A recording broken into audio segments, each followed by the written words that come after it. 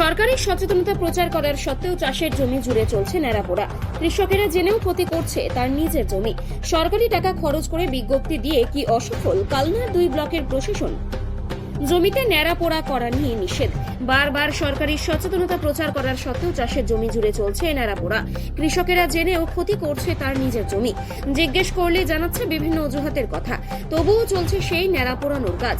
এমনই ছবি ধরা পড়ে পূর্ব বর্ধমান জেলার কালনা 2 ব্লকের আনুখাল পঞ্চায়েত এলাকায়। বিভিন্ন প্রান্তে এক প্রকার নীরব প্রশাসন।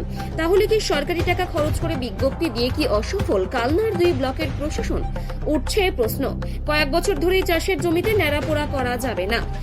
সরকারি বাঘা আধিকারিক ও আমলারা সরকারি খরচে চাষীদের সচেতন করতে অনুষ্ঠান করেও কোনো কর্ণপাত করেননি বলেই অভিযোগ এক শ্রেণীর চাষীদের। কালনার 2 ব্লকের চাষীরা, আর তার প্রমাণ পাওয়া গেল উক্ত এলাকা জুড়ে। চাষের জমিতে ন্যাড়াপোড়া করার কারণ জানতে কিছু কেমন চাষীরা কেউ অজুহাত, কেউ বা স্বীকার করে এড়িয়ে গেলেন। জায়গায় জায়গায় এমন ন্যাড়াপোড়ানো চলতে থাকলে আগামী দিনে কি প্রশাসন পদক্ষেপ নেবেন সেটাই এখন দেখার।